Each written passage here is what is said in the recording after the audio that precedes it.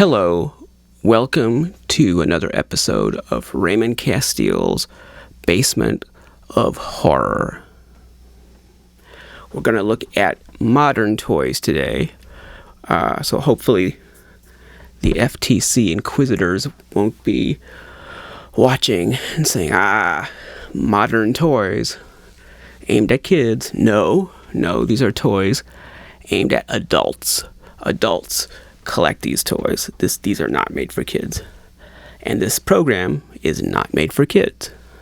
But we're going to be looking at the Super7 ReAction Universal Monsters, the 3 3/4 inch Universal Monsters.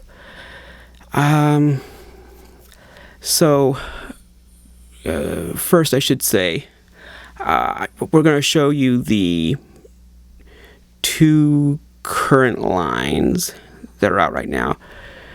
The original Funko Super7 Universal Monsters from 2014 that were on the black cards with the black and white movie still.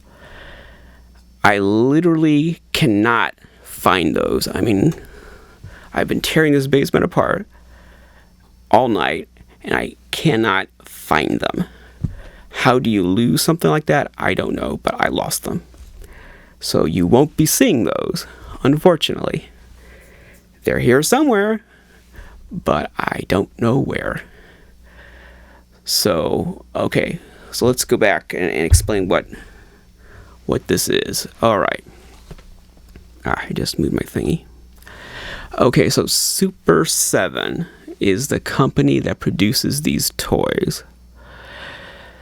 And ReAction is the toy line. ReAction is a 3 3/4 inch toy line produced by Super7. Super7 started producing these in partnership with Funko, the company that makes the pops with the big heads and the big eyes. They started producing these in partnership with Funko in 2013.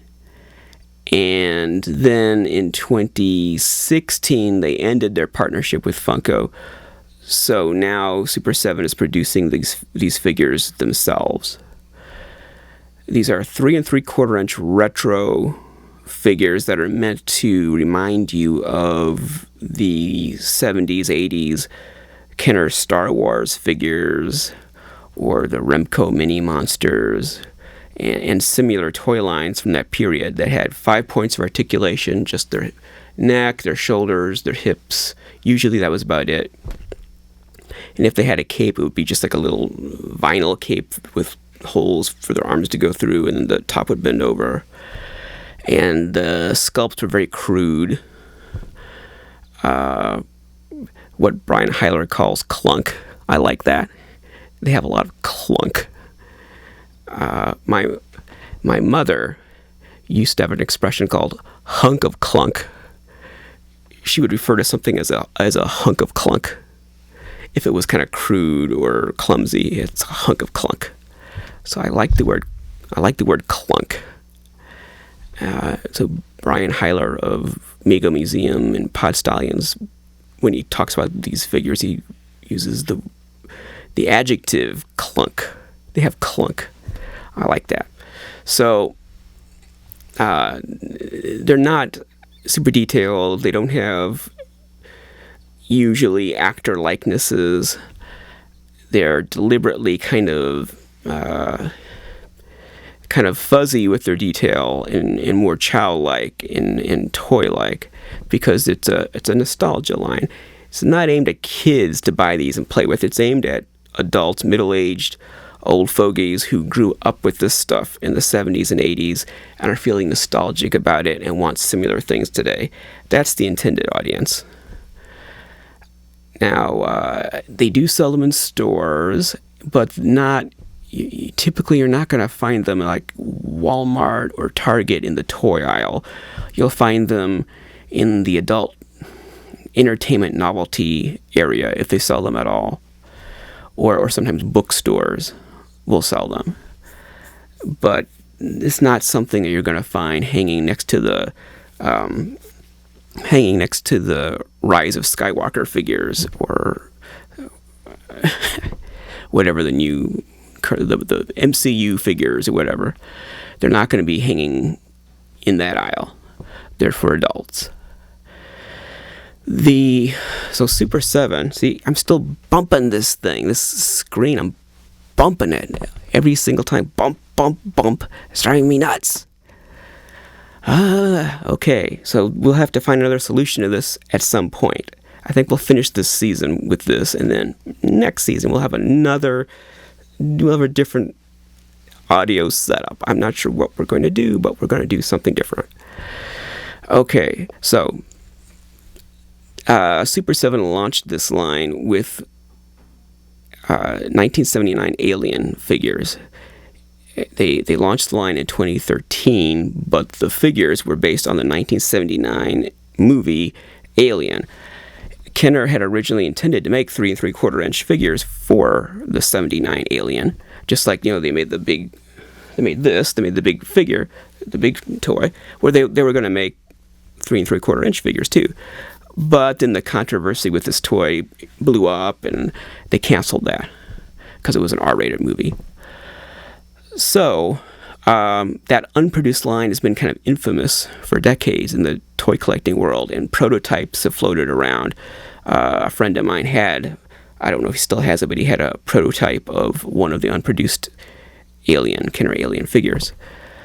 And then Super7 and Funko decided, well, why don't we actually produce those?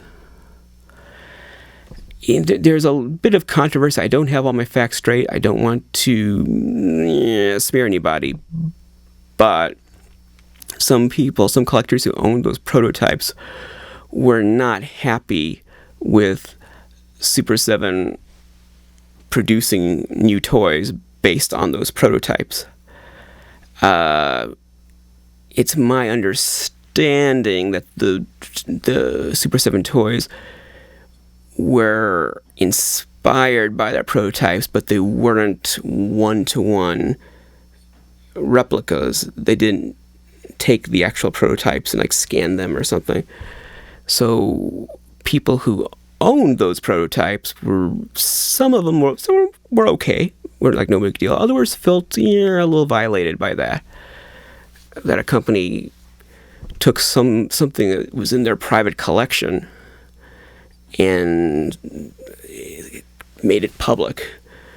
But the collectors who owned those prototypes didn't own the IP rights to the characters or the movie or those sculptures. Those were Kenner, so all they owned is the object. Kind of like if you buy a Van Gogh painting, if you're rich and you spend $20 million and buy a Van Gogh painting, or if you're in England, Van Gogh, or if you're in other parts of Europe, Van Gogh. But I'm in the US, so it's Van Gogh. If you buy a Van Gogh painting, it doesn't matter how many millions of dollars you spend on it. You own the object, but you don't own the image. And some even those old paintings, there's some rights that are still held with some of that, particularly 20th century art is probably a much better example. 20th century art, where you can buy the painting. It might be a famous painting, and you might spend millions on the painting, but it's still under copyright by the artist or by somebody else, and so you can't reproduce it, even though you own the painting. Or like someone who owns the film print, like say you got London After Midnight or something, you got a film print, and nobody else has the film print, but you don't own the copyright. A studio still owns the copyright, so you can't really do anything. You can't reproduce it. And if the copyright owner finds a way to reproduce it, you can't really do anything about it because you don't own the IP rights. So that's going way off topic, but that's what we're here for. We're here to go way off topic. Otherwise, I would just say, here's a toy, and it would be a short video, and you'd say, oh, that's a very nice toy, and it'd be over. Okay, so Super7, in partnership with Funko, in 2013, produced these previously canceled Kenner Alien figures from 1979. And that kicked off this whole wave of 3 3/4 inch toys. And after that, and they were a big success. And then after that, they had all kinds of other licenses, like Masters of the Universe and Planet of the Apes and Teenage Mutant Ninja Turtles and Rocky, Wrestlers, just Archie, Pee Wee Herman, Hellboy, RoboCop, all kinds of stuff. Jaws. They had the Jaws license for the first time in action figure form. So they just went to town making all kinds of licenses, all in these 3 3/4 inch retro style, nostalgia style format. And in 2014, now in partnership with Funko at this point, they made Universal Monsters. And that's the set I've lost. I can't show it to you tonight because I can't find it. But, they make Frankenstein, Dracula, Wolfman, Creature, Bride, Invisible Man, and I think Phantom. I think. But they were on black cards with like a black and white photo from the movie. And then a logo that looked like the movie logo, or the poster art logo. And they were cute. They were all right. I'd say, quite frankly, I'm not too brokenhearted that I can't find them because I never liked them much anyway. So it's not a big tragedy that I can't find them, except that I can't show them to you now. I thought they were a little generic looking compared to, say, the Remco monsters, the 3 3/4 inch Remco monsters. Like this, Wolfman is a blown up version of the 3 3/4 inch Remco Wolfman. I think those have a lot more character. I don't really care if it's closer to a likeness or not closer. They just have more character. And I thought the 2014 Funko Super7 Universal Monsters were kind of generic.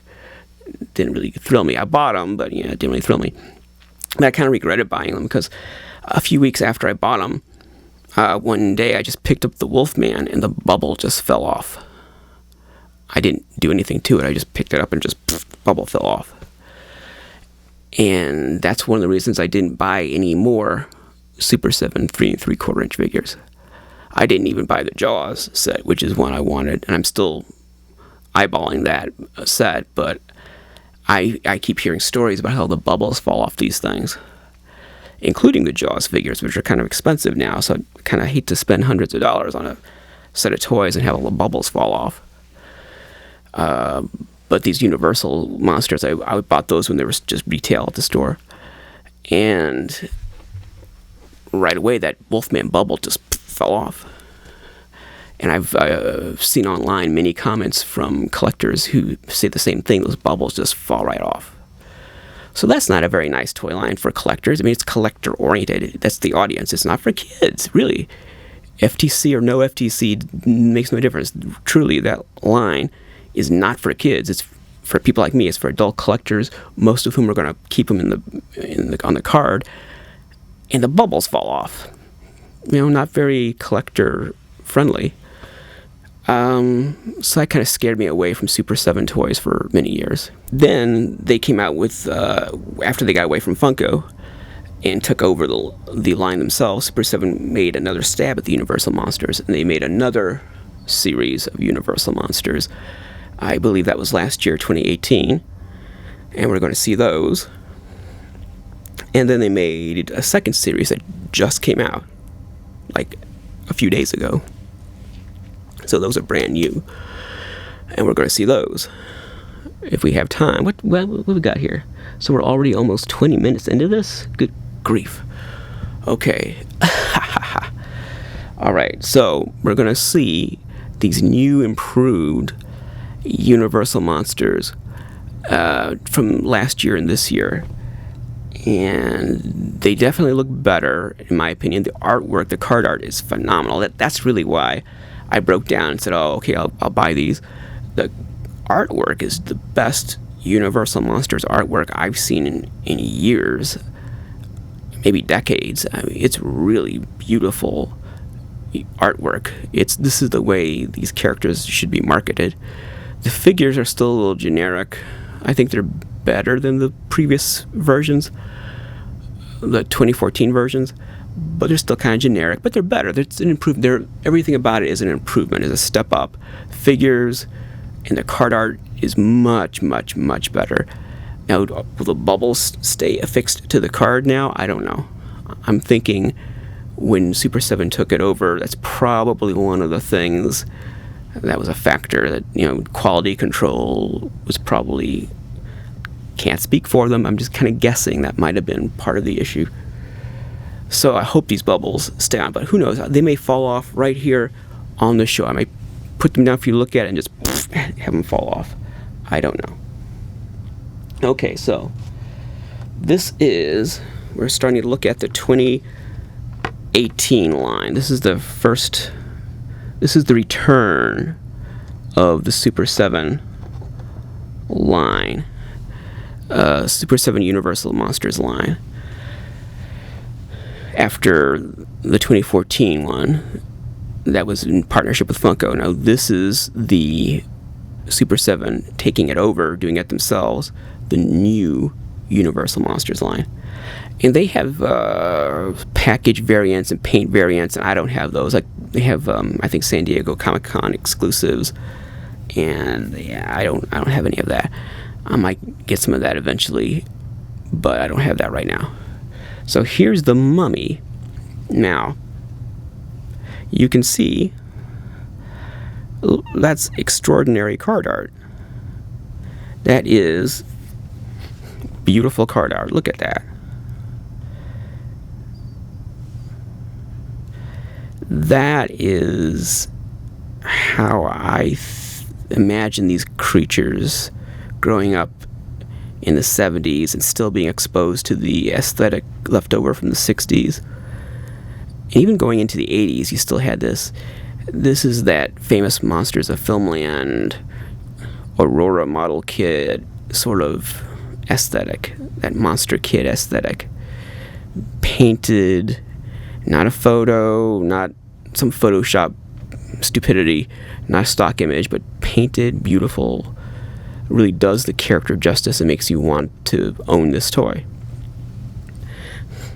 So that's the Mummy on the front, and I think all of these have the back card is the same on all of them. So I'm not gonna. I'll show you this one. I think they're all the same, except for maybe some copyright info per character that might be different, but it's all pretty much the same card art on the back. But I really like. I like the logo. It doesn't look modern. It looks like the original movie logo.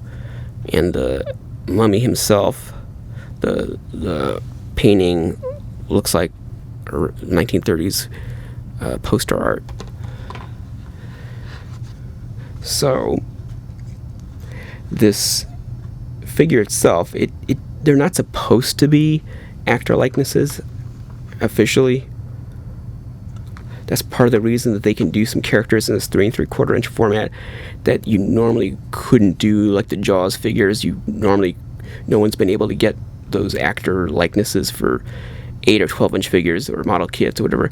They were able to do it in 3 3/4 inch because those are not considered likenesses. Even though they did look like the characters, they're not officially supposed to be the likenesses of those characters. But this is obviously Karloff on the card, but officially it's not supposed to be Karloff in the toy. Unofficially, it does look like Karloff a little bit. And I definitely see Karloff in there. And I like the colors. I like his proportions, and his bandages are cute. He's just a cute little mummy. It'd be nice to see Karis, of course. I like Karis, but this is pretty cute. So let's see. I'm gonna take Godzilla out of here and put him over here. There, Godzilla. And I'm gonna put, as I look at these, I'm gonna put these down here. All right. What's next?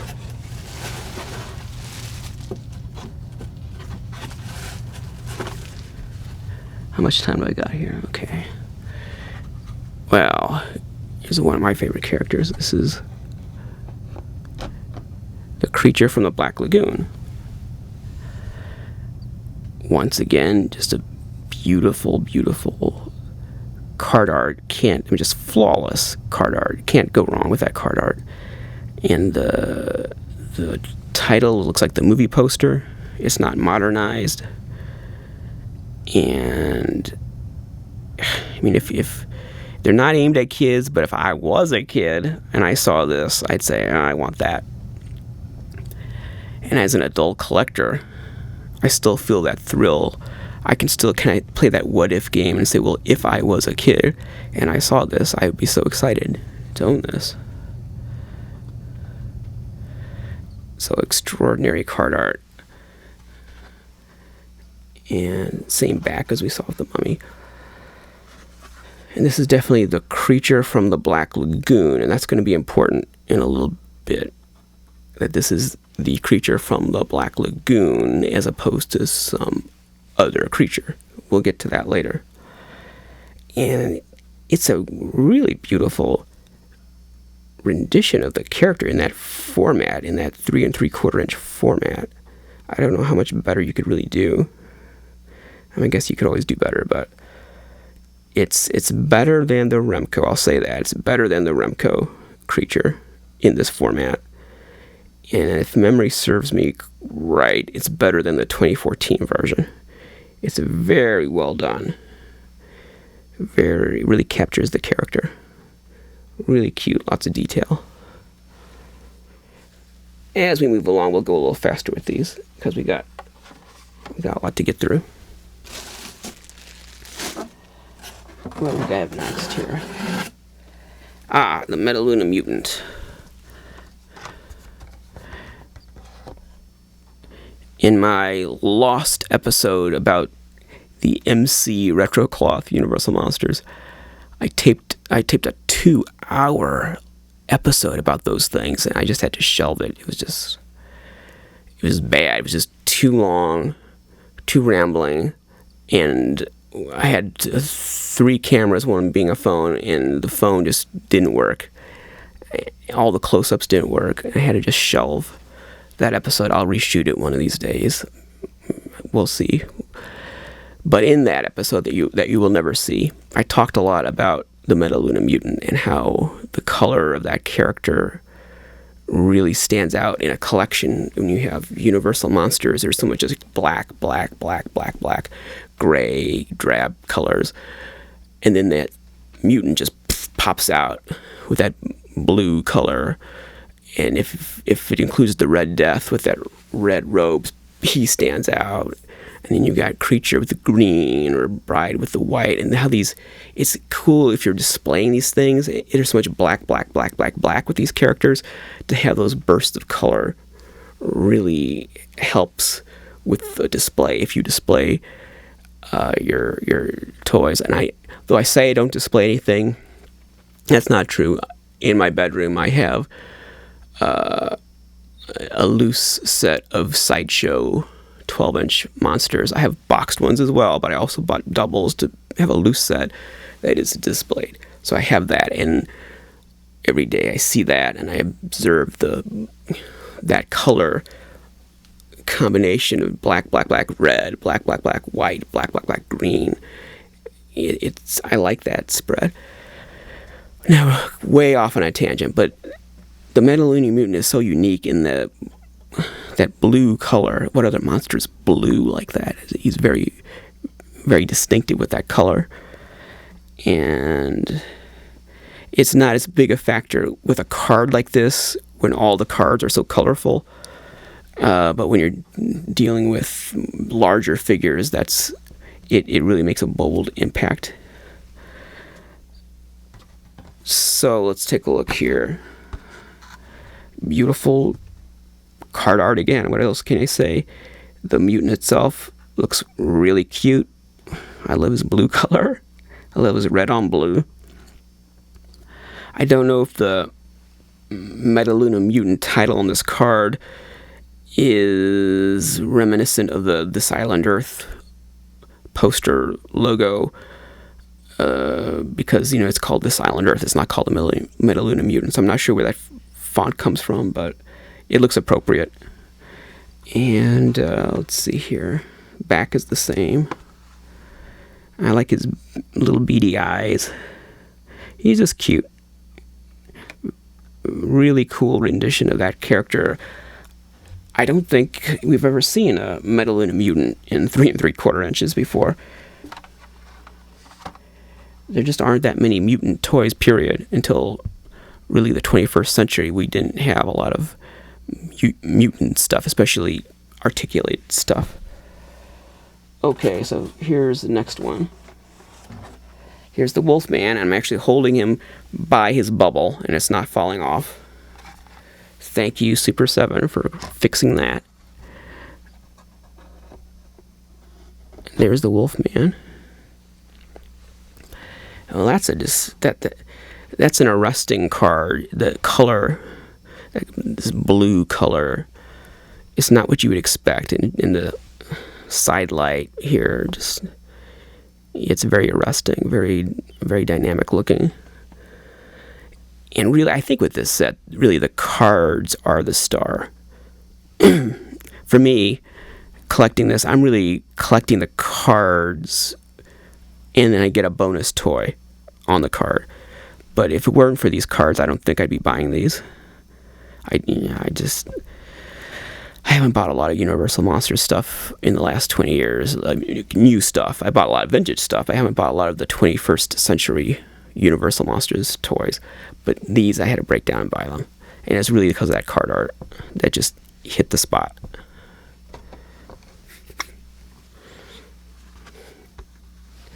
So here he is. I can't really say that the figure really looks like Lon Chaney Jr. Again, it's not supposed to. It's not supposed to be official likeness.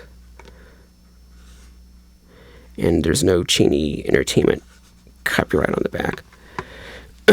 So, I mean, it's a cute little sculpt. It doesn't really look like the movie Wolfman, the head, but I mean, for the format, it's cute. It's a cute little toy. And as I recall, the 2014 one, where the bubble popped off, didn't really look like the Wolfman from the movie either. And frankly, well, you know, this is the Remco. That looks like the Wolfman. Can you see it? Yeah, there he is. Yeah, I mean, that is a blown-up representation of the 3 3/4 inch Remco Wolfman.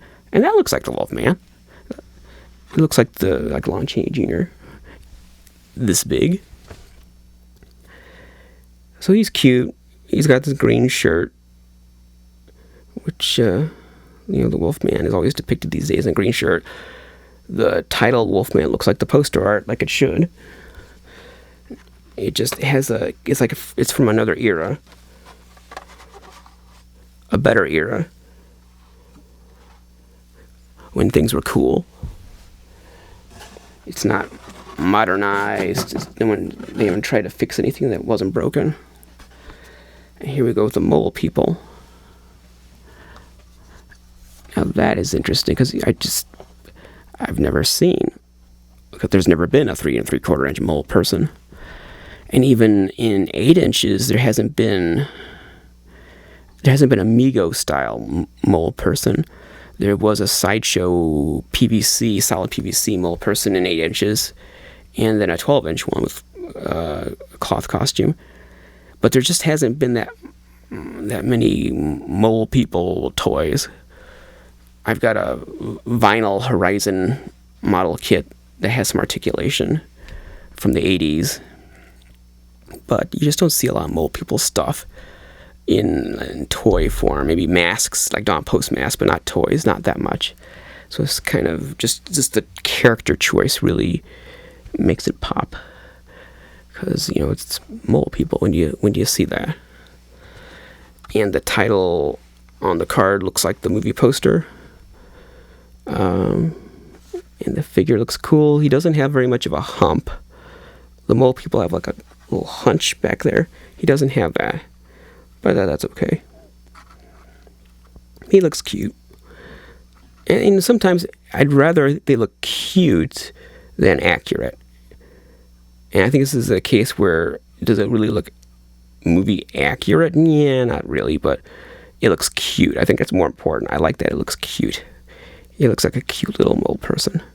There's a certain aesthetic it's hard to get right with these 3 3/4 inch things. You can make them too generic, so they just don't have any character, or you can try to be too detailed and make it look too modern, or if you're trying to make it kind of deliberately cheesy or clunky, it doesn't come off right. You have to get it just right, and I think these do get it right. So we got one more, and this is one of my favorite characters. This is the Phantom of the Opera as the Red Death. So this is Edgar Allan Poe's Mask of the Red Death character, but in the Chaney Phantom of the Opera, which is the black and white silent film, there's a color sequence where he dresses up as the Red Death, and I think it's and he crashes a costume ball, and the same scene is recreated in the Andrew Lloyd Webber stage musical, even with a similar costume. Not the horrible Joel Schumacher movie version, the actual Lloyd Webber stage version. And it's a wonderful scene in the silent film because it's in color. And so you've had this black and white silent movie, and suddenly it's in color. It's wonderful. And there's this flowing red character, and he really chews it up with his movements and the staff and everything. So I'm very fond of that character. That I love the Phantom of the Opera, but I especially also love the Red Death as depicted in that film. And it would be awesome if there were a movie like A Mask of the Red Death made at the same time using that design. It's kind of a shame that that movie doesn't exist. There's the Vincent Price Mask of the Red Death, which is a great movie, but the Red Death itself in that film, although it looks appropriate for that film, it's not the impressive figure that's in the Chaney Phantom. So I'm very fond of that figure and of that character, and I really like that they didn't just say Phantom of the Opera. They also have a separate Mask of the Red Death logo, so that this character is the Red Death from the Phantom of the Opera. So they're recognizing that there's sort of a meta thing going on here. There's two monsters at the same time. It's like a monster cosplaying as another monster. And so that's cool.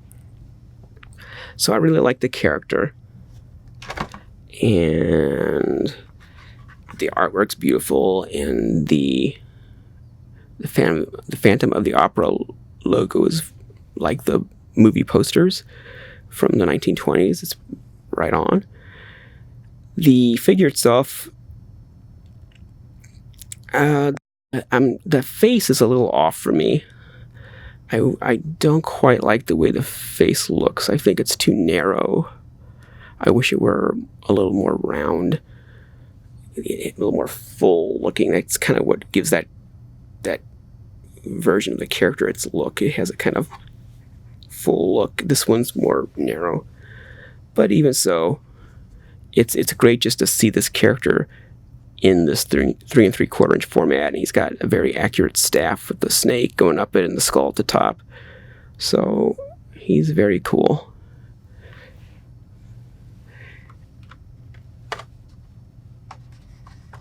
And I'm a big fan of the Crimson Ghost.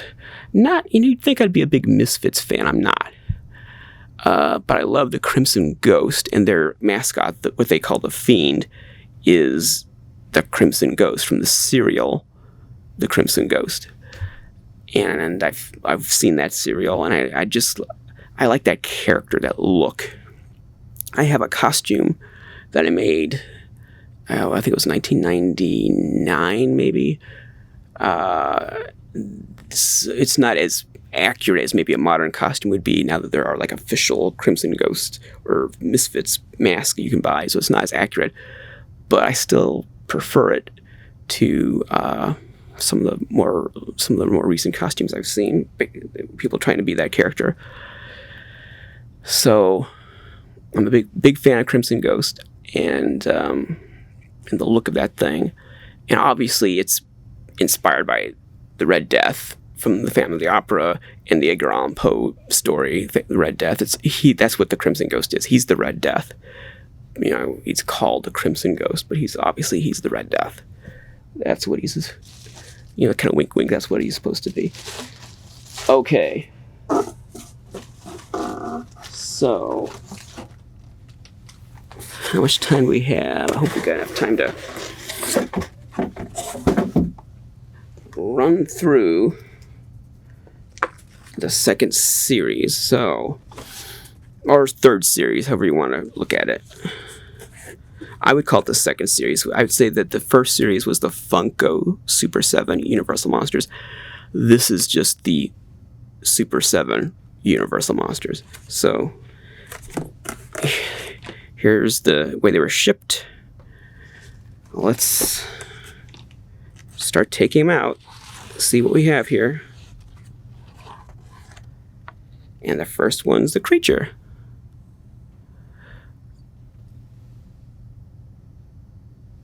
Let me take a look at something here. Okay, that got away from me. Where is it?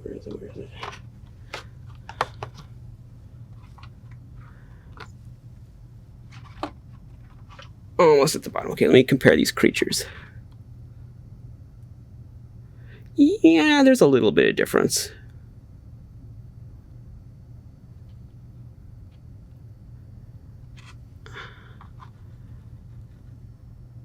Yeah, sort of. It's not exactly the same. I was just looking to see if Revenge of the Creature really looked different in this figure than the first creature from the Black Lagoon. And yeah, it does. The sculpt is just ever so slightly different. But I should preface all that by telling you what the heck am I even talking about? Okay. So here's the creature. Here, this is obviously the character is the Gilman, the creature from the Black Lagoon. But it's from Revenge of the Creature. It's from the second movie. There's 3 creature movies. Creature from the Black Lagoon, Revenge of the Creature, and The Creature Walks Among Us. This is from Revenge of the Creature, the second movie. And this is the first time there's ever been an officially licensed toy from Revenge of the Creature. There have been toys that were unofficially based on the look of the monster in Revenge of the Creature because he looks different in the second movie. And here's an example. For instance, this was made in the 60s. That is a Marx 1960s creature from the Black Lagoon, but it's the Revenge of the Creature design. And one big giveaway is he's got shackles on his ankles. Now, officially, it just says creature on the nameplate. Officially, it's not supposed to be Revenge of the Creature. Officially, they don't really care. I mean, it's the creature. But obviously, it's based on Revenge of the Creature on that design. Also, there is a big Mexican blow mold figure that I do have. It's upstairs. I'll show it in a blow mold episode sometime. And that is based on Revenge of the Creature because it has those shackles, those chains. Not that whoever made it was saying we're going to do Revenge of the Creature.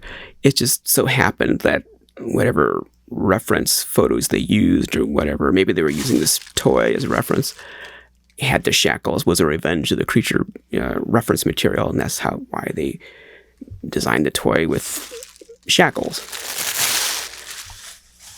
So there hasn't been a lot of Revenge stuff, and as far as I know, there has never been an officially licensed Revenge of the Creature toy licensed as Revenge of the Creature. So this is kind of important. This is a first. Not just in this format, but in any toy. And let's see. So I was going to look at the back here.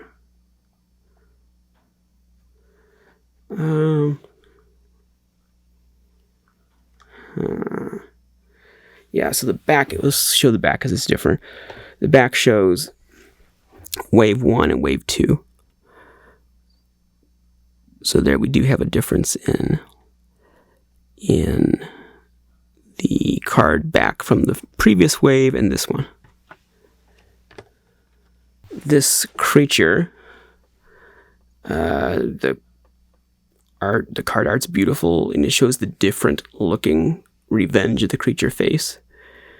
And the toy, this body looks pretty much like the other creature. The head is a little different.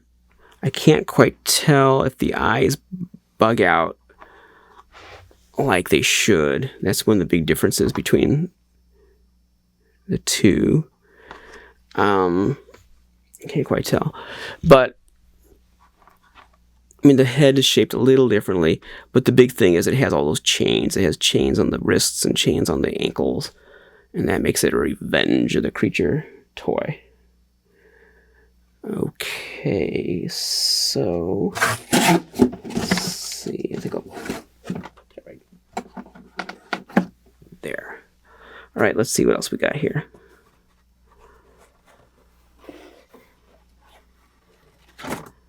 All right, this is Dracula.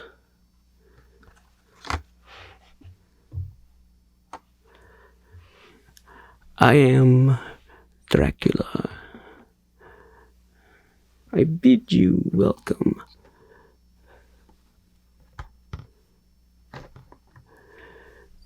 All right, is there a shadow on this? I don't know. I'm doing the best I can.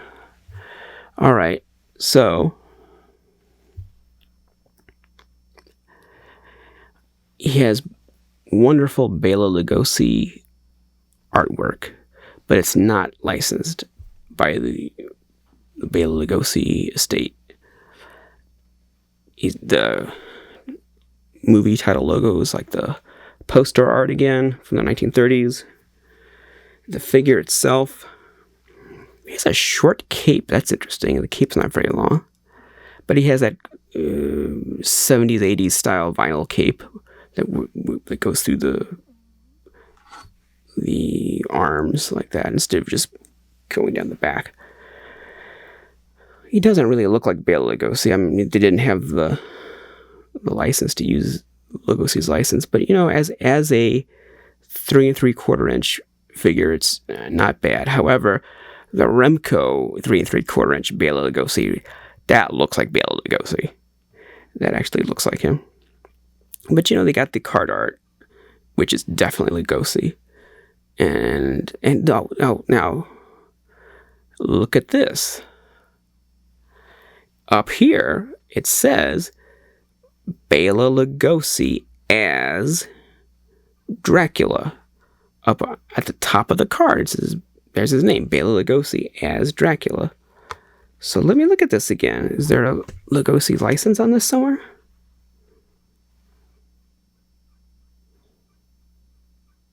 There it is. Bela Lugosi, 2019 Lugosi Enterprises. And it's got Lon Chaney Entertainment. And it's got the little Lugosi head with the bat wings on either side. It's got Chaney Enterprises. That is interesting.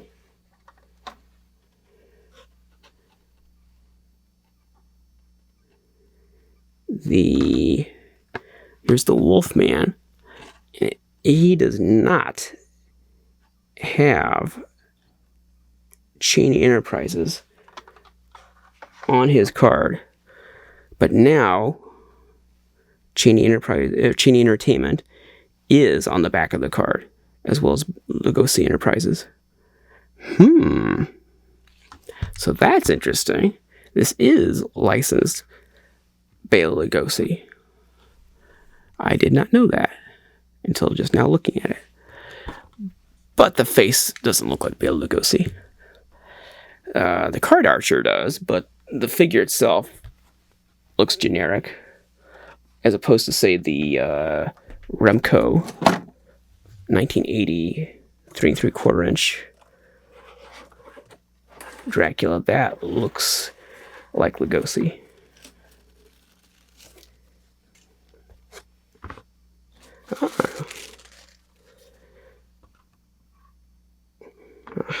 This is the Bride of Frankenstein. And whenever I say the Bride of Frankenstein, I always want to say the Bride of Frankenstein. Hear the bells, ding, ding, ding, ding, ding, ding. Anytime I say her name, I hear that. So here's the Bride of Frankenstein. Beautiful artwork. It looks flawless. Title, font, everything's correct. It's perfect. Obviously, people who really appreciate the original films were behind this series. They really wanted to make sure they got it right. And what impresses me, because this is the first time I've laid eyes on this figure, the 2014 Bride was kind of, but this really looks like the Bride of Frankenstein. I mean, I can see Elsa Lanchester in this head sculpt. It looks right. And they fixed the problem with the 2014 figure. The legs bowed out in a weird way. It was cheesy. Not this one. This one's dead on correct. Everything's the way it should be. They did a really good job. I'm particularly impressed with the figure in this. You've heard me praise the card art again and again. Well, here I'm really impressed with the figure, because I wouldn't have thought in a 3 3/4 inch format they could really capture Elsa Lanchester as the Bride of Frankenstein, but they did.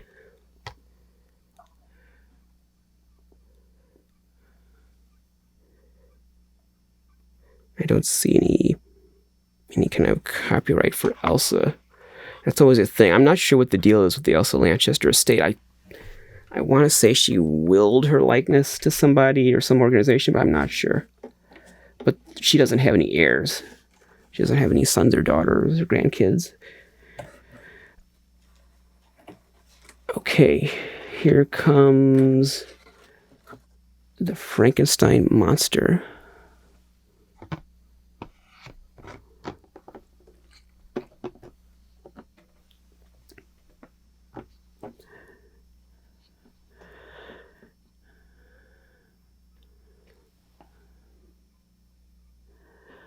Well, what can you say? It's a beautiful presentation. In 2019, to get something that looks like this, that's very impressive. It's Boris Karloff likeness on the card, for sure. Obviously, from the first Frankenstein movie.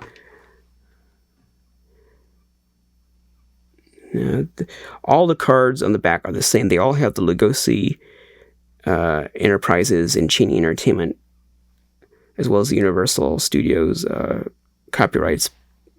So they're not... every character has exactly the same card back. There's no Karloff licensing thing. And I don't know the details, but I think Karloff Estate and Universal Studios made some kind of agreement where they don't have to put a separate Karloff license on every item. So the card's beautiful, of course, and everything about the cards is grand. It has that Basil Gogos kind of color scheme, especially with the different color under the eyes and different color. One side of the face is green and kind of a cold color, and the other side is orange and a warmer color. It's very Gogos. The figure itself, it's got the dreaded green jacket. Bum, bum, bum. Oh, I hate the green jacket. Yeah. So that's a strike against it right there, the green jacket. Other than that, though, it looks pretty good. He's got the neck bolts, unlike the Mego Frankenstein figures of last year or so. He's got the neck bolts. I mean, he looks like Frankenstein. Doesn't look like Boris Karloff necessarily, but he looks like Frankenstein, the universal Frankenstein monster. And I like his legs. You can really see those asphalt layers, boots under the fabric of the pants. You can really get a sense of the shape of those boots under there. He's kind of stout, but that's okay. I like the sort of toyish misproportions of the 3 3/4 inch format. That appeals to me.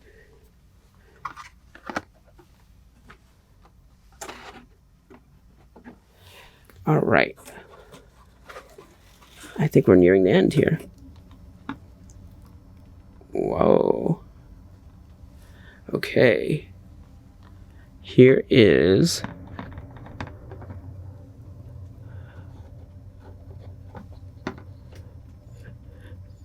the Phantom of the Opera. Beautiful card. Wonderful card art, of course. But in this case, I really like the figure too. I think the figure really stands out.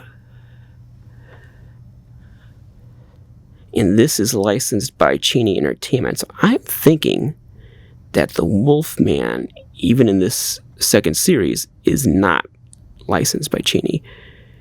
That the reason they have the license is for the Phantom. That's what I'm thinking.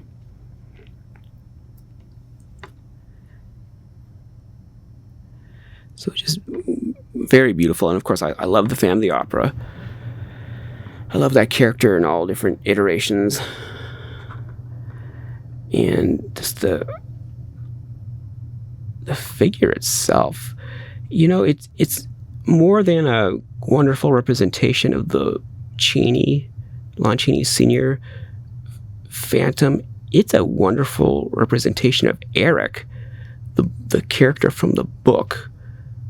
When I see this, this looks like the Eric from the book. This is how I would see that character, just as a representation of Eric, the iconic character from the book. It's really well done. And then when you put it in the context of the film, it's a really good, for the format, a really good representation of Lon Chaney as the Phantom of the Opera. I think, as a movie likeness, I think the Remco version has the edge. I think that looks a little more Chaney-esque. But this has a really compelling look. I think if you're a fan of the book, you'll really appreciate this sculpt. Because the first thing, the first time I've ever seen it in my life is right now when I pulled it out of that box. And the first thing I thought of was like, wow, that's the book. That's the Eric from the book. Does he have his bald spot? No. He's got hair on the back of his head. No cape, interestingly. He doesn't always have a cape in the movie. But interestingly, chose not to give him a cape. Or a mask, any kind of accessory. It would have been interesting to give him a cape. The Remco one has a cape. I might have liked to have seen a cape. But, you know, he looks cool without the cape. He has a dashing kind of figure. You know, he cuts a dashing figure for a 3 3/4 inch action figure. He looks very suave. Okay, now we have the last one.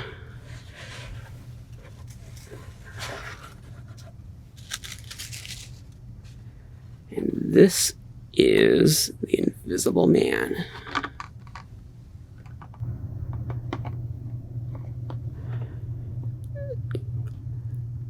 The Invisible Man.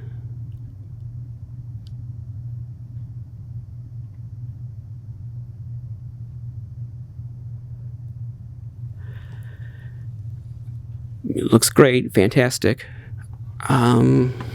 What can you say? Wonderful card art. The figure looks great. I like the shape of his bandages on his head. I think it's superior to the 2014 version, although I did like that 2014 version. I thought that was cute. But this is superior. And it's just it has kind of the mystery and the weirdness of the character preserved in this little 3 3/4 inch format. I think that these new waves are a big improvement on the 2014 version. As I recall, I mean, I haven't seen them in a while, but as I recall, the 2014 figures were, you know, they were kind of chintzy, they were kind of cheesy, kind of in a bad way, kind of generic. I just wasn't thrilled about owning them, which is maybe why I can't even find them now. I've misplaced them. I don't even know where they are. But I'm not gonna misplace these. These are really cool, and I probably will want to get like protective cases for them. And maybe they'll come out with a wave 3. I wonder what might be included. If they come out with a wave 3, I'll probably go ahead and get it. And I'm probably going to go back and get some of those convention exclusive versions with different paint schemes and different card art. We're about at an hour here, so I want to wrap it up. Thank you very much for watching. Until next time, remember, he who dies with the most toys is dead.